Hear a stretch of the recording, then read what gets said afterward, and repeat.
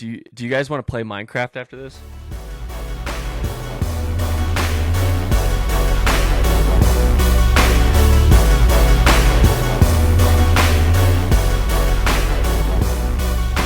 Down the clown.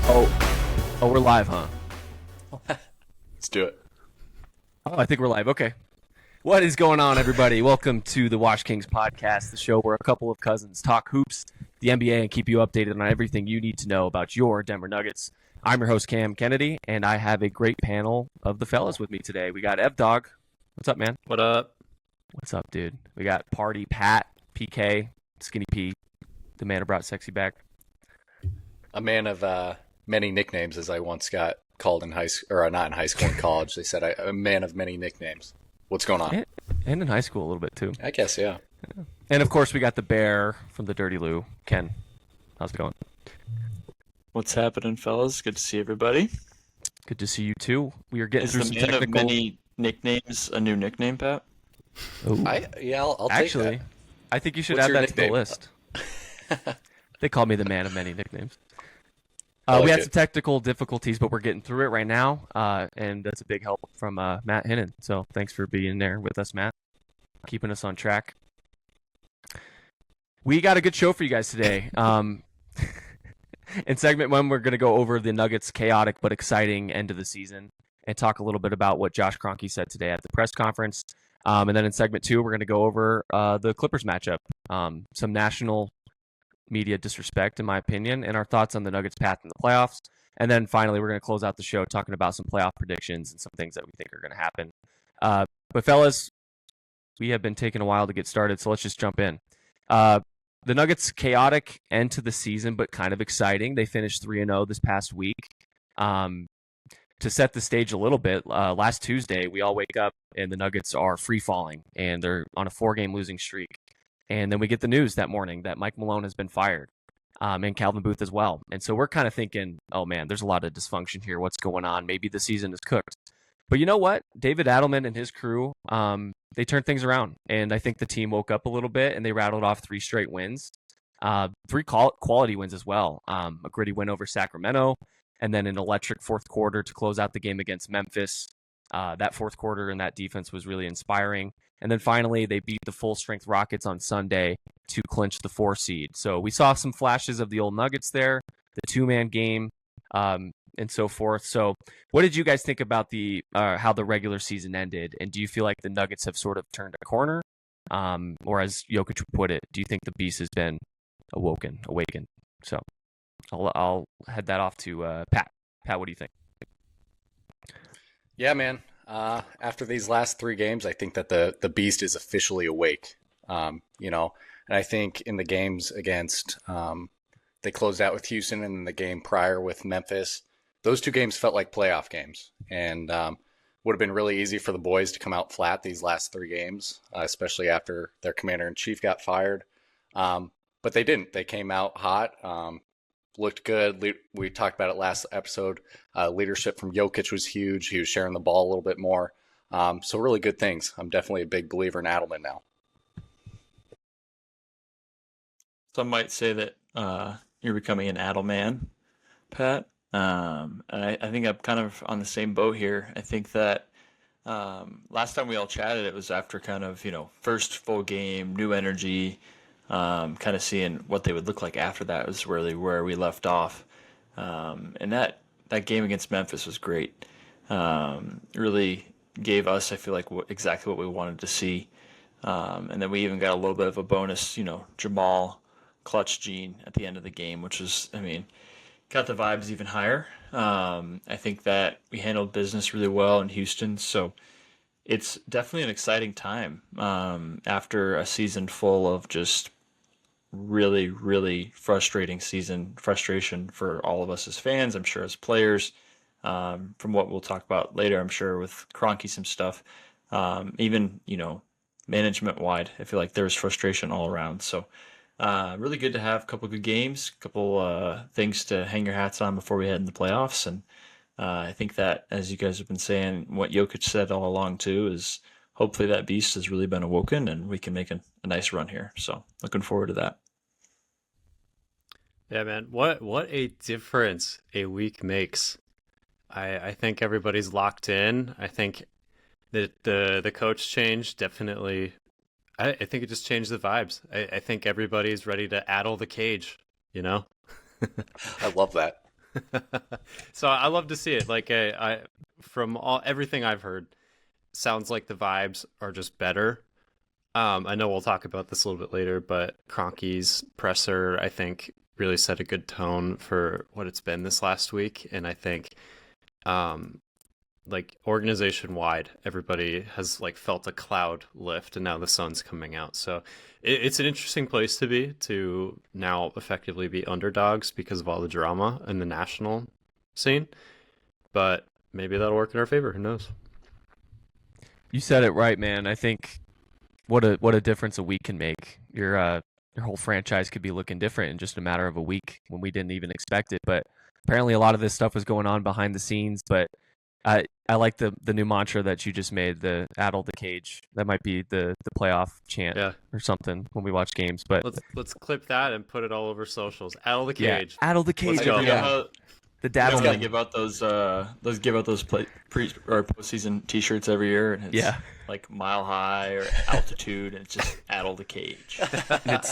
Oh, I love it. I can envision it right It's now. got- One of us should fly to LA and It's our like new hold t-shirt. that sign up. Hand out T-shirts in LA. It's got potential to stick. I love it. Yeah, but that was good. That was good.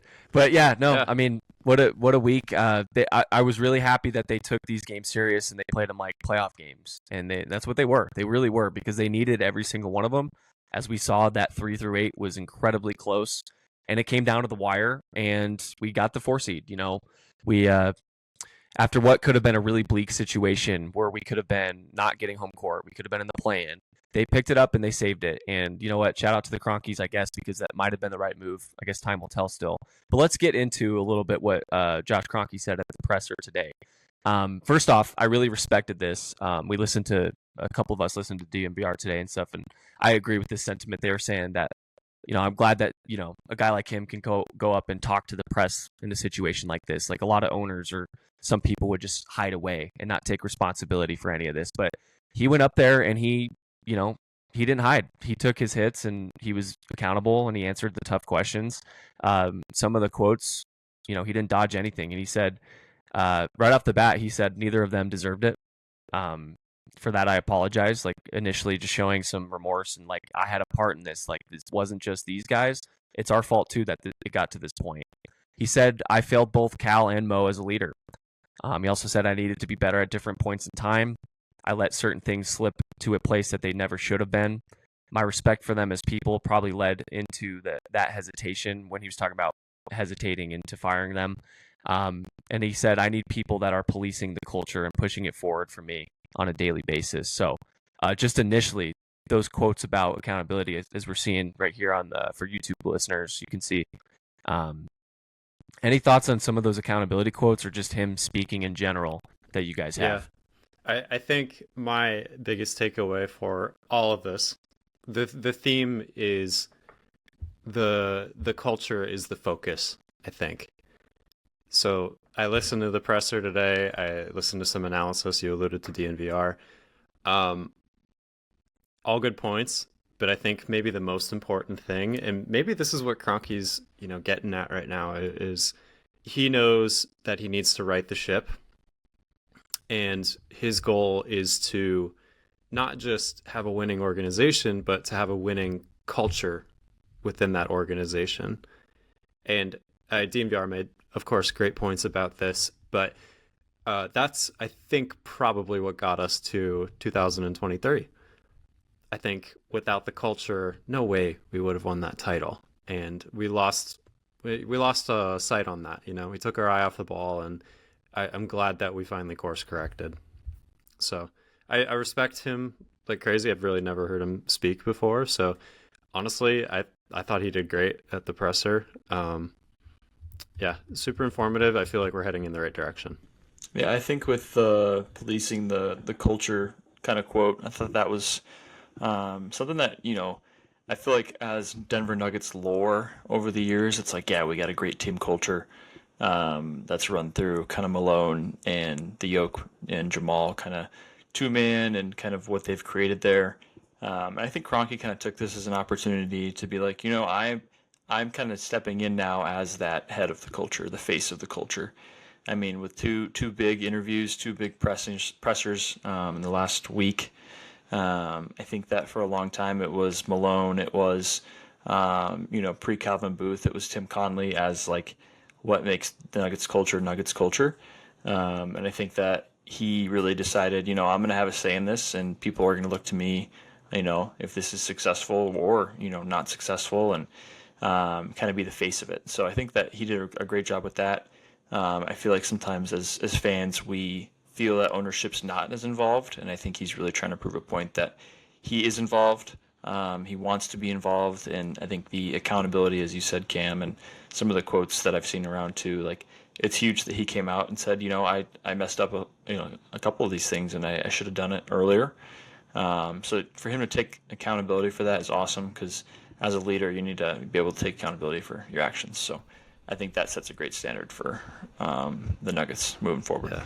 And can we acknowledge too, like this guy is wealthy. They have so much going for them, and for him to come out and apologize and like take responsibility for all the chaos that's happened.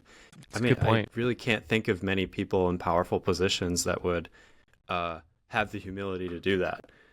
I think Josh Kroenke's got like the best interests of the Nuggets in mind. Like, they have so many things that they take care of and look after, but Josh Kroenke's like thing is the Nuggets, like in the Avs. So like I think he's really in tune with everything. But Pat, what did you think about some of the quotes? Yeah, I mean, you guys all hit the nail on the head. I feel like with everything with Kroenke, and to Abdog's point, my respect for him as a owner has just gone through the roof this last week. When we first got the news, I was pretty pissed off at him, not going to lie. But after hearing him speak the day of with Vic Lombardi, I think that was very bold for an owner to speak the day of versus waiting a week for the presser. So he could have easily just waited until today to speak his mind. But I think it's very bold of him to take the blame for it and to apologize publicly to each of those individuals, because obviously he had a very personal relationship with those two guys, and you hate to burn bridges, and the timing of it all sucks, and I think that's the main thing he was apologizing for. Right. But it was good to see him taking blame for basically all the internal issues to grow and get to a point to where he had to make this decision this close to the playoffs. Right, because some of the timing stuff that you mentioned and you guys have mentioned is there was twice that they thought about it this year. He said around Thanksgiving, they thought about doing this sort of thing. Then after the All-Star break, but then he mentioned that how crazy would it be to be on an 8-game winning streak and then fire your coach, which happened right before the All-Star break. And he said, you have a roster like we do, the best player on the planet, it can mask a lot of things. So it was never going to look easy or right at any point this season, but they almost needed like an excuse to see a 4-game losing streak. And then he mentioned after that fourth loss of that losing streak, he said, when I walked into that locker room after the Indiana loss, I could see how flat the room was. That was when I internalized how much I had let this room slip. So again, accountability, recognizing a mistake was made on their part, but then also making the tough decision and ripping off the Band-Aid and looking forward. That's the other thing too that he mentioned. I don't know if you had any thoughts about what I just said, but well, I had one thought. Sure. I just to make a prediction on how this all goes, and I know we'll talk about the playoffs later on, but honestly, man, I think this was like a jolt of life into the organization.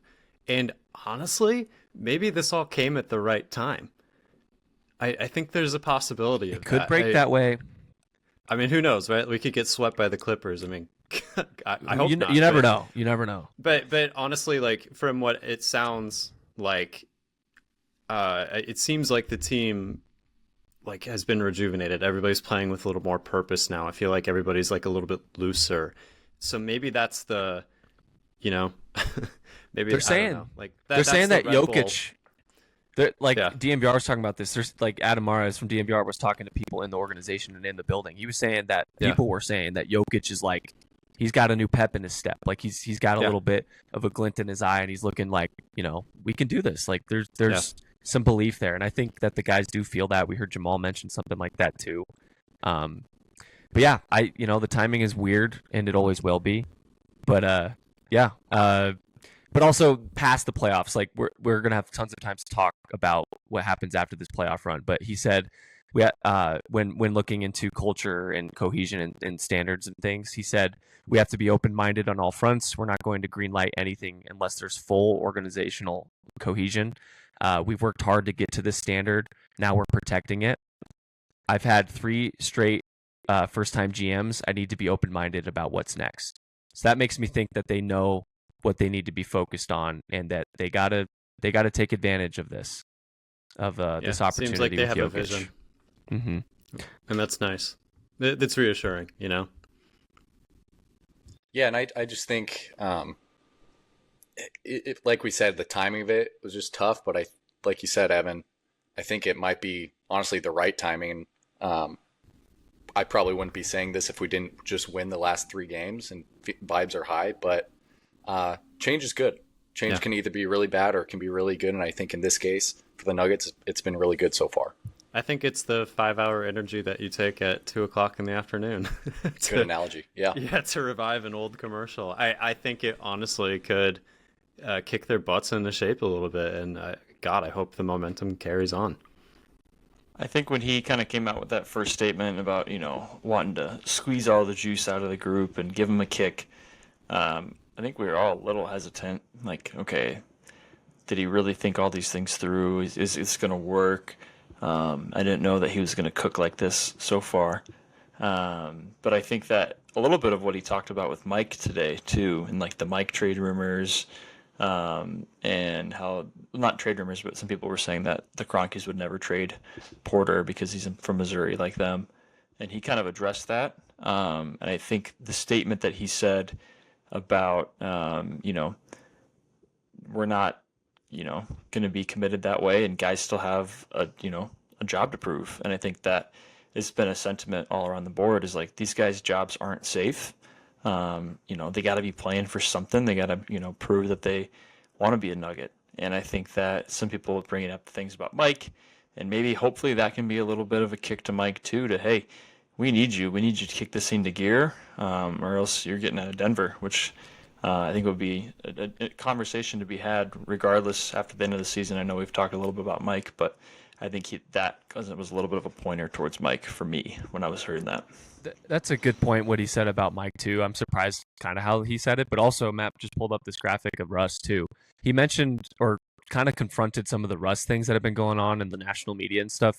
So stupid. Like Nick Wright and stuff, and people I keep seeing, they're like, oh, Russ ruined another team. And it's like, dude, like, that's one of the there's a couple details about Russ being a potential issue in all this, but it's nowhere near the reason why this all fell apart.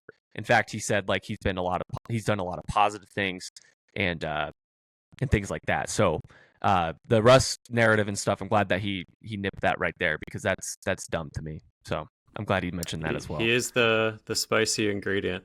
I do completely agree with that. And he totally is. But to put the blame on him for this all falling apart is just insane. No, I think Russ was maybe like overcorrecting for some of the things that he was seeing. Like he was trying to will something into action, like trying a little too hard. So I wonder if he got some flack just for overdoing it at times. But it's not his fault that we lost. No, and Malone and Booth have been fighting like crazy. Yeah. Yeah. And that's just Russ's style of play too, and we've talked about it before. That's what you want out of Russ. You want him to go balls to the wall. You want him to go 110% every time he's on the floor. That's why we brought him in. Yeah. And I mean, when that happens, guys are going to make mistakes. They're going to turn the ball over quite a bit, and that's just what you expect from Russ. And I think he's cleaned a lot of things up in this last week, and I thought he was a really good piece for us off the bench in these last few games. And he could be helpful too if Jamal still struggles with injuries, and I mean, who knows? Playoffs are long. I think he's really bought into his spot off the bench now. Yeah, which I love. You'd love to see that development. I'm hoping it stays that way for playoffs. But I don't know. I'm a little not hesitant, but I just know that Russ has had questionable playoffs in the past. But I think that's more of him as a starting point guard. So if he can really buy into that, 6-man role, bring energy off the bench, play great defense, minimize some of those turnovers, I think that he can be super effective. In reduced minutes, I'm sure we're going to see. Well, we'll see. We'll see what the Russell Westbrook experience in the playoffs brings us. But kind of to transition from segment 1 to segment 2, Kroenke also said we better be ready. The Clippers are playing the best basketball in the league. So, guys, the Clippers are playing some of the best basketball in the league. In the last 15 games, they're the number 1 offensive rating. In the last 15, they have the number 3 defensive rating, the best net rating in the league. In their last 20, they're 17-3. That's no joke. They are red hot coming into this. And, I'm glad we didn't get the Timberwolves because we all agree that's a tough matchup. But at the same time, the options were tough, and we were going to get a tough team either way. I think, Matt, if you want to pull up that graphic of ESPN people predicting, I think the national media has gone a little bit far. I know that the Clippers are as hot as they are, right? But I think they're kind of overlooking what the Nuggets can do. And I was listening to Bill Simmons and Ryan Russillo today, and they both picked the Clippers over the Nuggets, like pretty emphatically. Like they didn't really have any second thoughts about it. They were just kind of like, what were their reasons? Well, and Matt's pulled up just right now for YouTube listeners. Not what is it? 7 people picked the Clippers, only 2 picked the Nuggets. Their reasons were they think the Clippers are just better, and that they do think that the Nuggets turmoil this last week and the coach firing and Calvin Booth being fired have a really big impact with all this, which I think is just overstated to me because we've seen that the vibes and things feel better, feel different. Yeah. So I kind of don't the vibes. Yeah, and I don't love that narrative. So what do you guys think about people picking the Clippers so hard right now, especially national media people and guys that we respect like Bill Simmons and Russillo and everything? But what do you think about that initial reaction? I think a lot of it has to do with the fact that we just had these 2 major firings. And so a lot of teams are kind of looking down on us. And I think, honestly, that plays to the advantage of us. Like a lot of people are going to think that they can, and yet, like we said, they're overlooking us. And as we know, as college athletes, some of us, and just athletes in general, when you think that you can play down to a competition or underestimate them, usually doesn't work out in your favor. And I think the Nuggets are fresh and loose right now, and I'm really excited for this upcoming series. Shout out Uncle John, fresh and loose. Indeed. Yeah, I just to piggyback off of that, I do think that opens us up to being an underdog, and I think it gives our guys something to play for. The thing that I've noticed about Jamal Murray, I mean, it's not just me noticing that, but Jamal does best when he's got something to prove, I think. And I think Jokic will do what Jokic does, but I think those other guys around Jokic are the most important, obviously. So I think it could get guys like Jamal Murray into shape. I think it could motivate them to prove all the haters wrong. The other thing I'll point out, this isn't unusual. Remember when we played the Clippers in the bubble? Nobody was giving. We're familiar with this space. Yeah. They're always underestimating the Nuggets. Doesn't matter what series it is. They always are. So they did until we won the chip. They did until we won the chip. And so Ken, what do you think about some of the national media disrespect? I was going to say that this is a different Clippers team than what True. I think we're accustomed to. We beat the Clippers in the bubble, and since then we feel like we've been kind of all of LA's daddies in terms of both the Clippers and the Lakers. And I think that this Clippers team they're pretty good. They've impressed me quite a bit in terms of how they ended up with the same record as the Nuggets without Kawhi a lot of the year. I think that Kawhi is, when he's healthy and he's playing at a high level, he's one of the best guys in the league in terms of a true two-way player, a guy that can score, a guy that can defend at a super high level. Obviously, health is going to be huge for him and the Clippers as a whole. But I think that we match up pretty evenly. I feel like they have some guys that can defend pretty well against us. I think that we hope that AG can be a plus level defender on a Kawhi. I do think that this series is going to go 6 or 7 for sure. So Bobby Agreed. Marks at the 6, or not Bobby Marks, Dave McMenamin with the Clippers in 5. I'm like, that seems Clippers a in little 5 is bit crazy. aggressive. But I don't want to jinx anything with that. But that's what I'm saying. But I do think that kind of Pat, Evan, and both touched on this, the fact that we are transferring over to a new coach with three games left in the season is crazy. And we haven't had to face any true losing a game adversity. We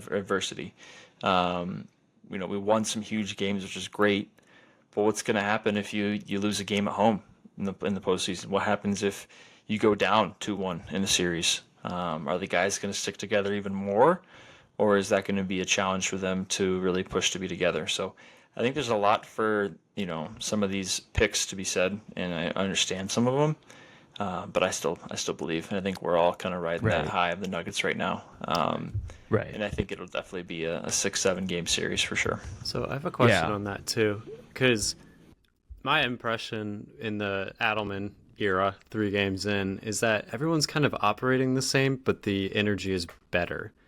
So do you guys think that, the coaching change is really going to be that significant for our guys, or do you think they'll treat it the same way that they have treated everything? Because Adelman's not new, right? So I don't know. No, I think maybe he's got different philosophies or maybe how he would do things.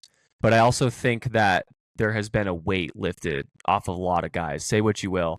But I think Jokic, Murray, and some of these veterans even have just felt that relationship was starting to, run thin and run its course. And I think that they feel a little bit more free now, and that they trust their ability and what they've seen and their experiences to get them where they need to go. And I think Jokic, we see him being more vocal and as a leader and everything. And he's kind of being the on-player coach kind of stuff that we talked about last episode. So I just think there was a weight lifted, and I feel like people are feeling free and playing free. And that's really the biggest thing. It's going to be a tough matchup. Adelman versus Ty Lue. Ty Lue's one of the better coaches in the league. That's a huge test for Adelman, and he's getting his tryout now. And I guess we're going to see. But what do you guys think about what Evan just asked? Yeah, that's a great question, Evdog. And I think we've got a few guys that have been known to rise to the occasion in the playoffs. Obviously, Jokic, but Jamal Murray. He's just been a guy historically who always rises to the occasion. And I think it was really, really good that we got him to play these last 2 games, get him some minutes, keep him in shape before the playoffs, because I think that was obviously the biggest issue last year. He came out sluggish in the first round. So I think, like you said, Cam, the weight's lifted, vibes are high, and I think that'll go a long way with this Nuggets team. I think that really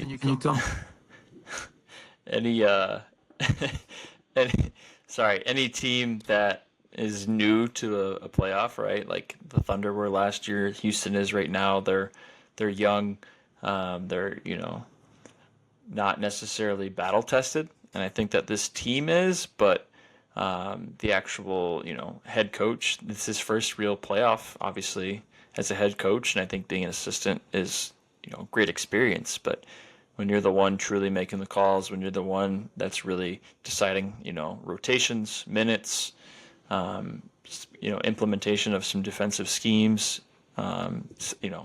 out of timeout calls, which are huge as well, getting the basket when you need one, all things that we're going to have to kind of wait and see what happens in a playoff series and how Adelman and, Coach Jokic are going to be able to is it Kochic or Joch? I don't know which one you guys Joch. Oh, Joch. I didn't think about that one. That's a good one too. We're just yoking off. But I'm huddle, he was doing this. He was addle your cage. Yes, addle in the cage. Back and you know what? I don't know what's going on with Malone in my ear right now. Yeah, I hear something.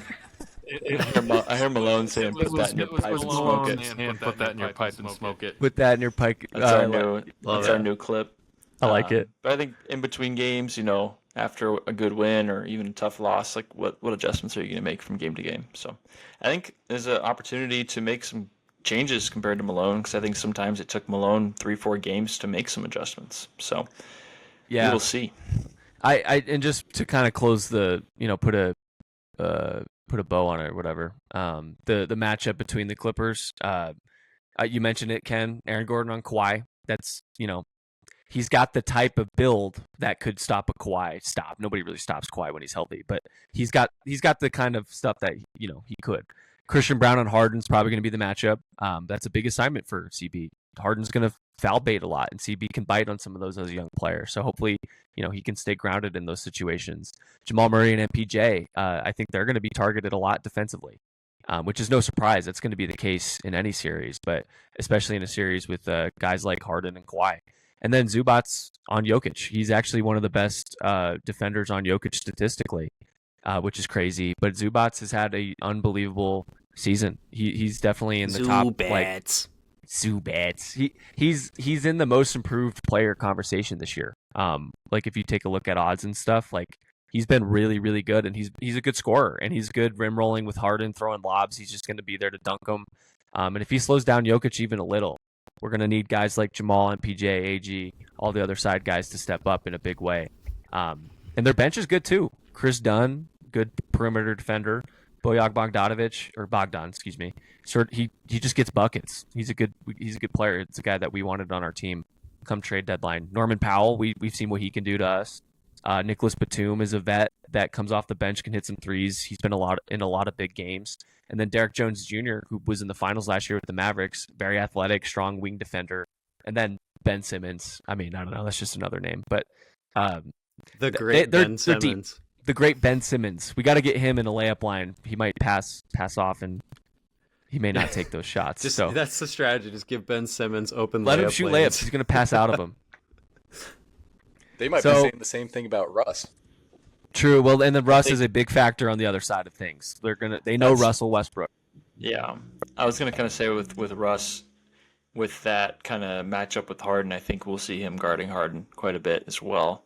That too. But you did say most improved player award, and I do want to say I think CB is going to have a big series.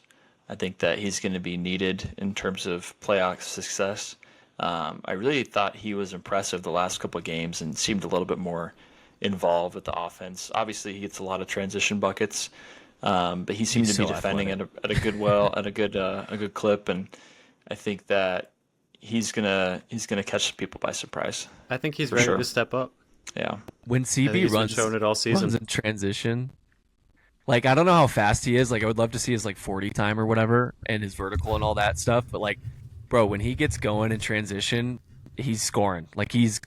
He beats every guy to the rim, and then he either throws it down or lays it up. And he's been a really good finisher too. So good point on Christian Brown. I agree. So this is a bit unrelated, but I think it was on Instagram today. The NBA posted the top 10 dunks or something like that, or maybe that was on Reddit. But Christian Brown was in the mix there. That one against Gobert. So he's so athletic, dude. That Gobert one was insane. Let's predict a CB poster at some point in this series. Yeah, Bones' dog was in. Maybe a couple. Bones' dog was in CB this whole time. That's what they always say. I think it was an Adelman. If you know, in his cage. If you know, you know. But Christian to Brown has a 40-inch vertical. Dude, he's so freaking athletic. It's insane. But yeah, good points all. Let him sleep, I guess. We're gonna do some playoff predictions here.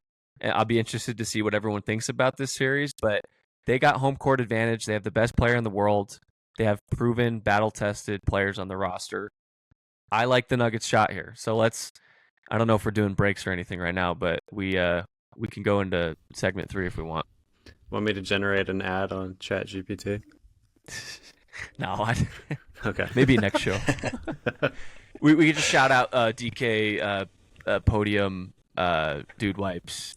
Dude Wipes. DK your favorite brands, whatever. D-Dub. Yeah, whatever. Shout them all out. If you guys want free promo, we got you. Or cheap promo. We're always looking for sponsors. So yeah, we're not even looking for money. Shout out Nalgene. Yeah, there you go. Shout out iPhone. I don't know. Shout out Overnight Oats. Overnight Oats. Matt's really into that right now. I'm looking around my apartment to see if I could shout out anything. Maybe Yeti. Burt's Bees. Yeti. There you go. Burt's Bees. That's a good one. All right. We're gonna get this one. Yeah. Don't block us, YouTube. We're just messing around. All right. Let's go into segment 3 then. We're gonna do our playoff prediction. It's playoff prediction time. I guess. Matt.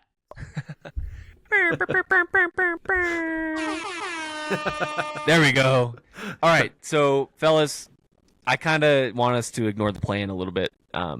You can say who's your 7 and 8 when we get there. I'll just start where I'm going to go through my first round right now. I have Memphis being the 8 seed in this situation. OKC over Memphis in a sweep. I think OKC is just going to sweep them. Let's go to the 4-5. I'm talking Western Conference right now. Denver. Actually, I'm going to go East. So we're going to go from the 1 and 8 to the West to 1 and 8 in the East, and so on. Number 1 Cavs over number 8 Orlando 4-1. And so, okay, yeah, sorry. Denver over Clippers. That's what I got in 7. That's what I'm going to predict. I think it's going to be a tough series. That's pertinent to what we talk about here on this podcast, obviously, with Denver, but I think they're going to win in 7 on their home court. I got Indiana Pacers over Milwaukee Bucks in the 4-5 and 6. Golden State, I have upsetting. I have them as the 7. I have them upsetting Houston in a 6-game series. Boston over Atlanta. I have Atlanta as the 7 there and 5. And then the Lakers, I have over Minnesota in 6. And then the Knicks as the 3 seed. I have them beating Detroit in a 7-game series. I think that's going to be a battle. So, Pat, Ken, Ev, whoever wants to go next, what does your first round look like? Yeah, I got OKC in 5 to either whoever they match up with in that first round from the play-in. Then I got Nuggets in 6 against LA. I just think the vibes are going to be high for that series for the Nuggets, even though it's a pretty even matchup, as we said. Actually, wait. How should we do this? I'm gonna go through the West first, and then that might be East. easier. So I don't know. Yeah, do that. Everybody do that. Yeah. Just the way I'm looking at the screen. And then I actually do have the Lakers. Or wait, no, never mind. I actually have the Wolves in 7. I think that'll be a gritty series. I think it'll be a really interesting one. I think Luka Don. They got Luka Don. I think that'll come into play for the Lakers. ESPN, their analysts, just real quick, they had 10-0, I think. They had Lakers beating the Wolves. So you're going against the grain there. I like it. The Wolves. Yeah. Then I got Rockets in 5 against whoever they play from the play-in. And then going into the East. Even if it's Golden State. Real? You think so? I think so, yeah. Okay. And then for the East, I got Cavs in 4 for whoever they play. I just think the Cavs are a really good team. They're not talked about enough, I don't think. Then Bucks Pacers, I got Bucks in 6. That should be a good matchup. Should be fun to watch. Then I got Knicks versus Pistons. I got Knicks in 5.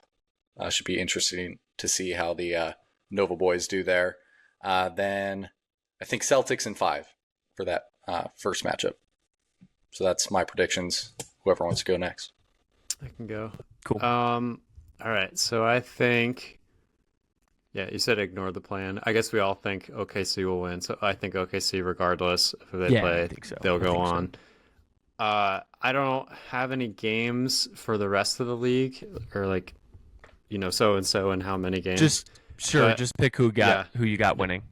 No, for sure. But I do think the Nuggets can pull it out in 6 or 7. And since this is a Nuggets podcast, I'm going to say Nuggets, if they win against the Clippers, I think there's a very, very good chance that they could beat OKC. I think that win they had against them this year, wait till round 2. Wait till round 2. We'll get to round 2. Hold that thought. Was great. However, I'm just saying that now. But sure. Lakers, Wolves. I would love to see the Wolves make an upset. I don't think they will, so I'm taking Lakers. Rockets. I think they'll. If it's Golden State, I think Golden State will beat the Rockets. So then I think Cavs will win. I'm gonna go Bucks. I realized this when I looked through this earlier. I do not know much about the East, so I'm just going off of vibes here. So I think the Bucks will win. I think the Knicks will win. and Celtics. Pretty safe choices.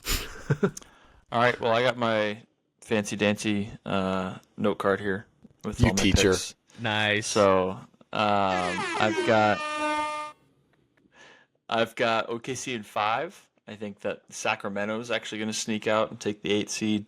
I think Memphis is cooked. I think that they don't really have any idea what they're playing for. You're probably right. I think that Sacramento's got some battle-tested guys in DeRozan, Levine, Sabonis. I think that they can win that 8 spot, but I still think they lose in 5 to OKC. I got Denver in 7. Taking home court advantage will be big there. I got Houston in 7. I think that their defense holds up well over Golden State. We'll see, though. Curry's obviously going to Curry. And then I got Minnesota in 7 over LA. I think that it's going to be a big Anthony Edwards postseason. In the East, I got Cleveland over Chicago, the Chicago Balls. They're going to be... Wait, who's their star player? NyQuil Jordan. NyQuil Jordan. And Dosh. Shout out Kobe White. And then I got Indiana in 7 over Milwaukee. I got Boston in 5 over Orlando. And then I got the Knicks in 6. Okay, fellas. All right, interesting. So we're going to look at round 2 now. I think there's some really good first-round series. My favorite one actually might be the Indiana and Milwaukee one. I think that's just going to be 2 teams that don't like each other going at each other. But definitely some really good ones in the West, too. Lakers, Minnesota, obviously Nuggets, Clippers. But let's go to second round. If you guys have tracked who you had moving on, I'm going to just go in the West. We got OKC and Denver for me. That's what I have. Nuggets podcast and all, I know they have a good shot against the OKC in this series, but I am going to go with Thunder in 6, unfortunately, there. And then for the 3 and 7, I have the Lakers and Golden State matching up, and I think that's going to be a hell of a series if that's what happens.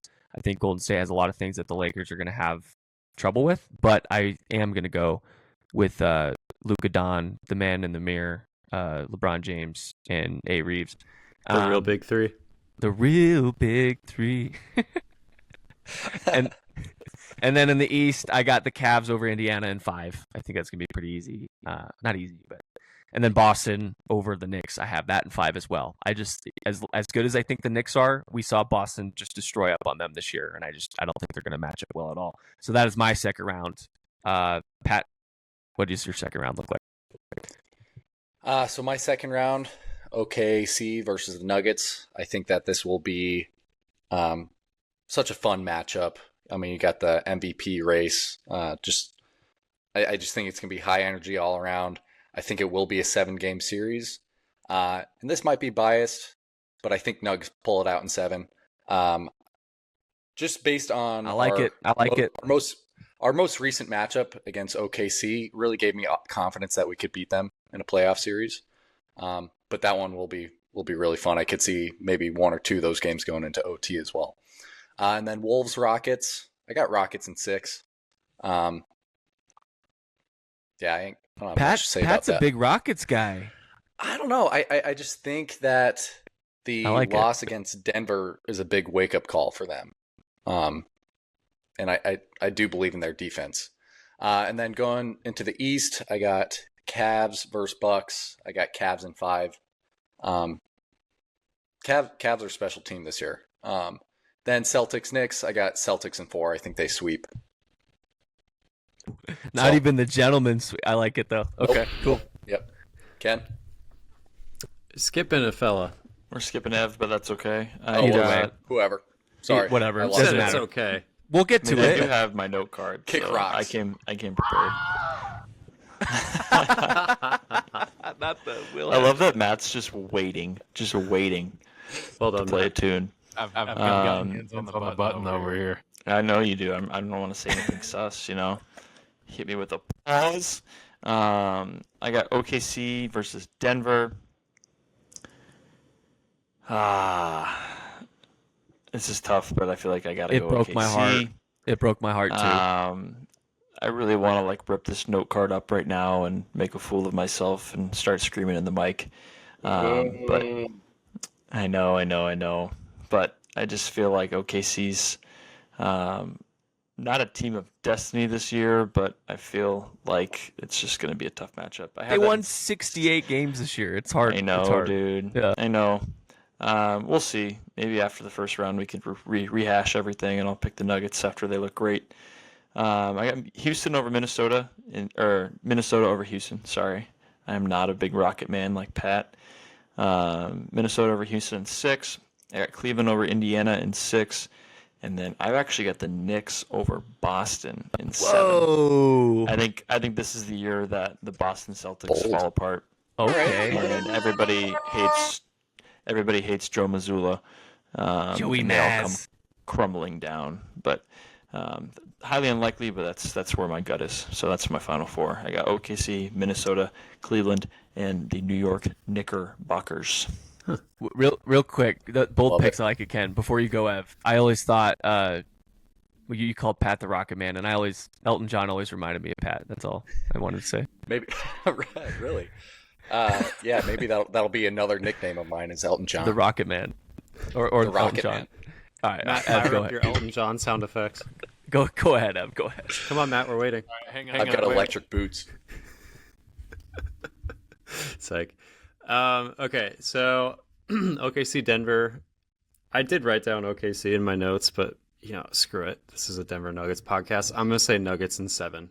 I could see it, to be completely honest, because I don't know. OKC's young. I could see them making some blunders. I could also see them burning out. So, we'll see. I like we it. said earlier, I think with the late season changes for the Nuggets, I think they've proven to increase the vibes rather than diminish them. So I think that's worth something. I think we'll be a surprise force. But of course that may not happen, but I'm praying for it. I like it. Be bold. Lakers, yeah, I do too. Why the hell not? I'm right there with you, Ev. I'm right there with you. Yeah, I mean, this is aspirational, right? We're not trying to be accurate. Okay, and then Lakers versus Golden State. I'm gonna have to say Lakers. I hate the Lakers. But they got That's honest Luka today. Don, A. Reeves, and then LeBron. You gotta say his name. Oh, what is this episode I'm turned talking into? about the man on the Lakers. LeBron James. Now, I would love to see the memes after that series, but I think it'll be... Honestly, man, I think the Lakers are just going to be good. That Luka They're trade good. is no They're joke. good, man. Yeah. I hate it. But yeah, I could see the Nuggets and Lakers making the Final Four. And then in the East, I think it's Cavs. I'm feeling pretty good about them. What was that, Matt? I think it was the Sprite. Want a Sprite cranberry? Do it again. It's not good audio, but here you go. Oh, okay.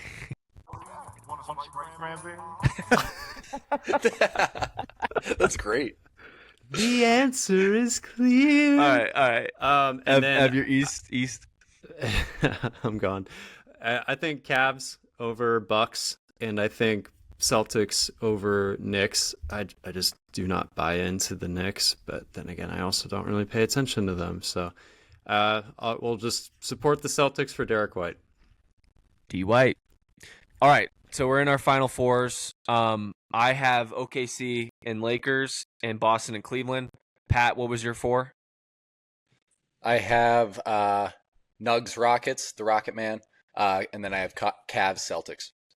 Ev, Ken. Matt got it.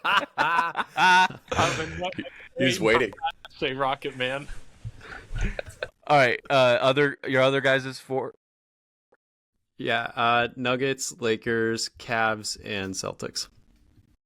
And I got OKC versus Minnesota, Cleveland versus the New York Knicks. Okay, we got some diversity there. A good little mix, except for the East. I think everyone kind of knows how that's going to go. All right, so now for the conference finals. I'll start in the East. I am going to go with Boston over Cleveland in 7. I was having a hard time with this one, but I'm going to lean on the championship experience and all that kind of stuff that we valued for the Nuggets last year. I think Boston maybe has it in them to get through again and win that series.